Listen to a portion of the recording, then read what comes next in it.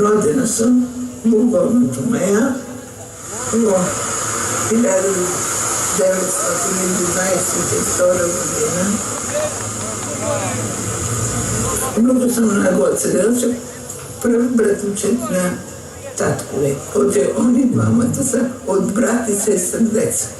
16 години тръгнах по пътя на Гоце Делчев. 22 години станах секретар на Методия Домовченков, като пръв председател на Македония. Работих премного честно, като залюбена, като мой татко. Всичко, що трябваше да се направи за Македония, се правеше и ден и нощем. Все, що е най-убаво, що е най-почтено, за да расте Македония честно и достойно. Имам 96 години. Всекога мисля на малки райони. Сакам да поръчам на македонския народ.